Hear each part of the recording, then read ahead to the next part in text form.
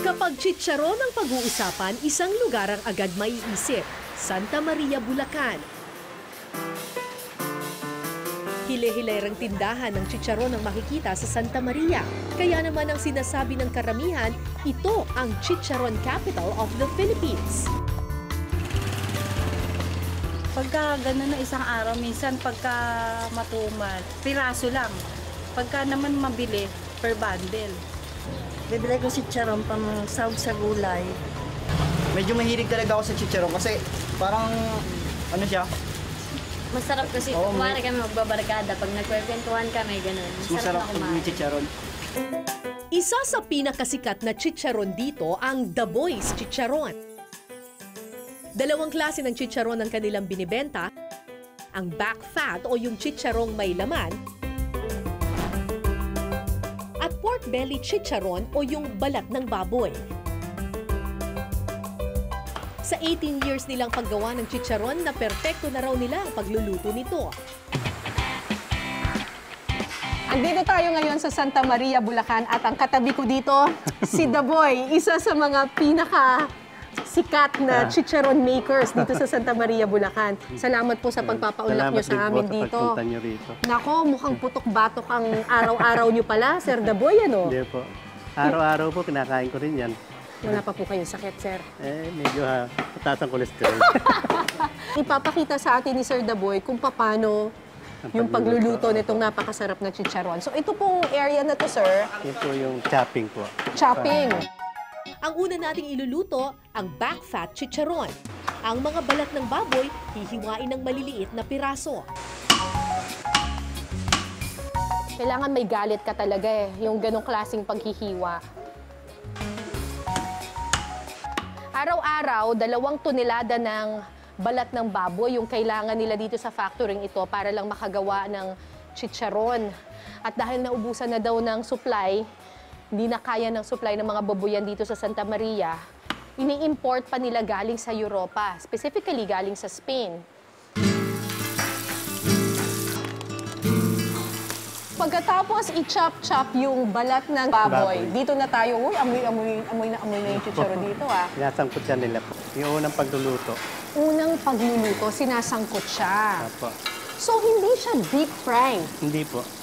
Yung taba niya, kakatas na. Apo. Yung mantika niya, lalabas na doon sa taba. Gaano katagal po yung sasangkot siya in? Mga 1 oras po yan. Diyos ko, 1 oras, ganyan lang ng ganyan. Okay. Kasi pag hindi niyo po hinalo, masusunog yung ilalim. Pagkatapos isangkot siya, patutuyuin naman ito ng magdamag. So, pagkatapos pakatasin yung mantika sa taba, ito yung magiging itsura niya. Apo. Tapos kinabukasan, ito po, i-recook naman ulit. Hindi masyadong mainit. Na hindi masyadong mainit. Palalambutin lang para lumambot yung hipo niya, gano'n, no? Dito. Kailangan may pangatlong luto pa. So, tinanggal muna yung mantika. Sa pangalawang luto, pinalambot yung balat. Kailangan malutong ang chicharon dun sa pangatlong luto. Wow!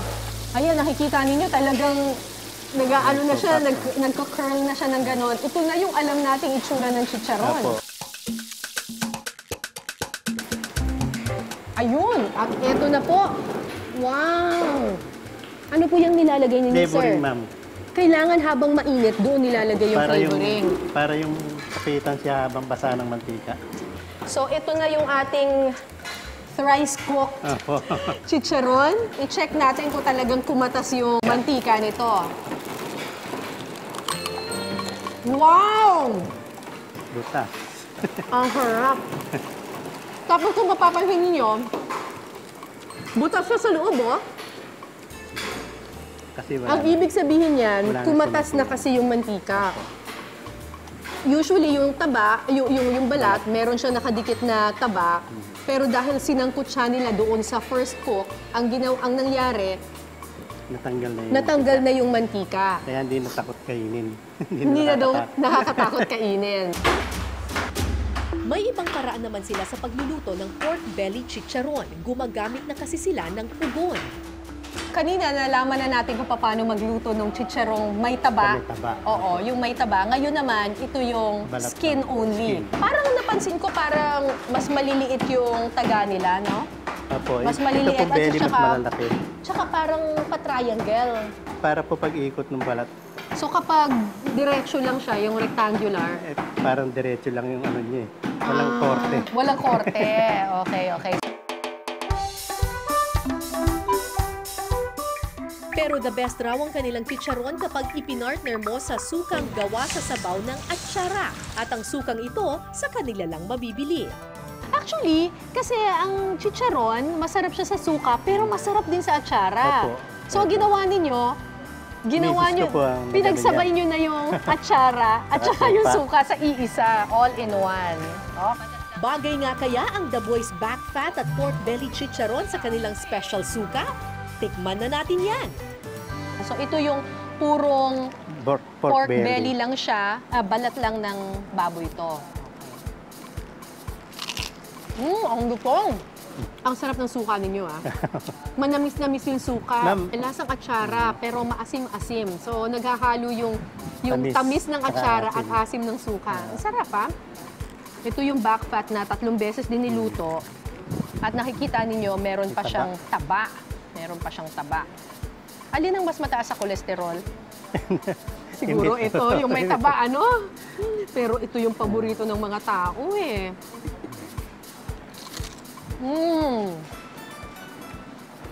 Kaya gustong-gusto ng mga tao yung chicharon na may laman or may taba. Kasi Wala na siyang iba yung iba yung texture eh. Yung balat, malutong. Pag kagat mo naman dun sa taba, medyo malambot ng konti. Dahil isa sa pangunahing produkto ng Santa Maria ang chicharon, noong 2009, ipinagdiwang nila ang kauna-unahang Chicharon Festival. Pebrero kada taon, mapapanood ang masayang selebrasyon ng fiesta. May bonus pa sa akin si Sir Jimmy. Binigyan niya ako ng tip para makilala ang iba't ibang klase ng chicharon. Ako, ang alam ko lang dalawa, yung chicharong balat at saka yung chicharong may laman. Pero marami pa palang iba't ibang klase. Yes. Okay. Ito yung tinatawag na back fat. No? Kasi ito yung balat niya, tapos meron siyang laman doon, merong fat. Kita mo yung fat na yan, tapos may konting laman. So ito naman yung chicharong bula na tinatawag. Chicharong bula. Kasi mukha siyang bula, yung wala siyang laman sa loob. Wala siyang laman, it's just skin. Oh, Oo, ayan o. Pag tinignan mo dun sa loob, ang makikita mo hangin. Yung bula. Yung chicharon na nakikita natin binibenta sa mga bangketa, anong tawag dito? well, sabi ng mga matatanda, ang tawag nila dito, ito raw yung chicharong tanga. Bakit tanga? Eh kasi pag kinain mo, wala ka naman, madaling matunaw sa ano mo, pag kinain mo. Walang laman. Walang laman. Meron din silang tinatawag na chicharong pulpul o yung mga durog na chicharon. Ito naman yung ginagamit pag gumagawa ka ng palabok, yung topping. Oo. Sa So mas munggo. mura to. Mas mura siya. Medyo hindi ka rin matalino kung ito ang binili mo. Matalin sa kusina kasi hindi ka na mag-ano ng ganitong chicharo, meron ng ready-made na ganito, igigisa mo na lang siya, like sa munggo. Sa So pagpili mga ng kapuso, know your chicharon. Huwag maging tanga. Sa paglipas ng taon, nagkaroon ng iba't ibang klase ng chicharon dahil sa hilig ng mga Pilipino dito. Dahil sa dami ng mga gumagawa, sa sarap at lutong ng chicharon na dinadayo, ang totoo niyan, hindi kami ang nagbabansag na chicharon capital ang Santa Maria, kundi yung mga tao na pumupunta din eh. Kasi napakaraming mga mamamayan, mga turista ang nagpupunta din eh, no?